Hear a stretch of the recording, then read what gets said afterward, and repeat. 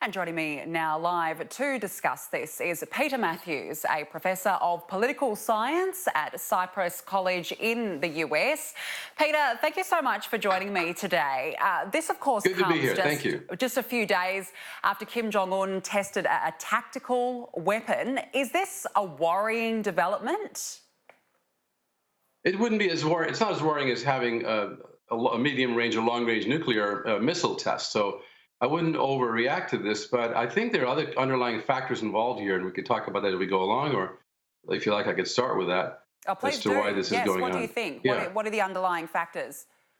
Well, I think it goes back to North Korea wanting to have its security, to be sure it will not be invaded or have a regime change or whatever. And then Trump is kind of he's inexperienced in negotiations. And there's a problem here because he didn't understand when to be firm, how to be firm with them, and how to be also accommodating with what they need.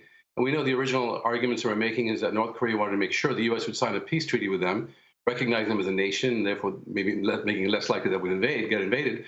And they wanted to make sure that the United States would also lift the sanctions. That's the thing that's really dear to their heart, because they feel like their economy is just tanked, already with the sanctions on there. So Trump could go part of the way and offer to lift some sanctions for they're reciprocating in a certain way as well. So this has to be negotiated very lots of finesse by diplomats, professional diplomats who are lay the groundwork before President Trump has these summits.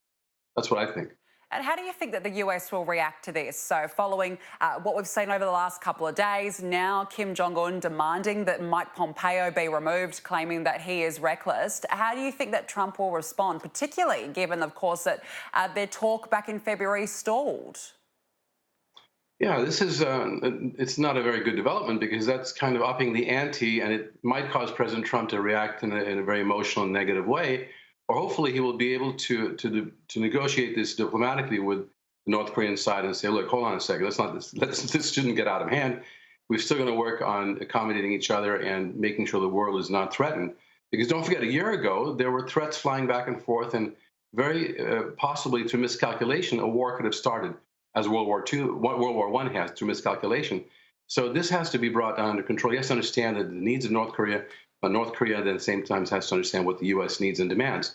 And confidence-building measure would be a good beginning. If he would just sign a treaty with them and with South Korea and the United Nations, recognizing North Korea as an independent country at this point.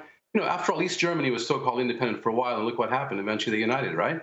So these things can work out ultimately, but it takes wise heads and a lot of measured response. Let's talk now about the release of the Mueller report. Overnight, a subpoena was issued demanding the full release of this report. How likely is that? Well, the Congress needs to get the full report unredacted, especially the House Judiciary Committee, which is the one that would be the most interested in possibly pursuing this further. But the Congress members who are entrusted with the oversight function of the Constitution need to get the full unredacted report, and then they can decide what to redact for the public to see it. But right now, it's just not been adequate, and there's discrepancy between what Mr. Barr came out with a 4-page summary a while back, and even what he came out with the other day.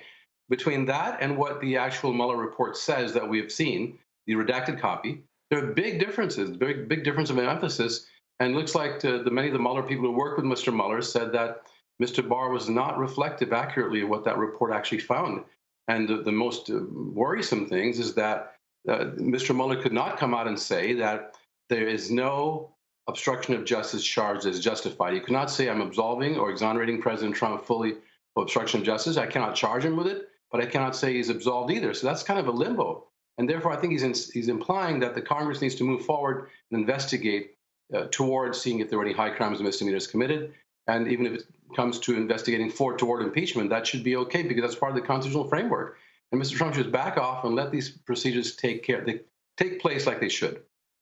The Democrats are, of course, pushing to see all of the evidence that was presented.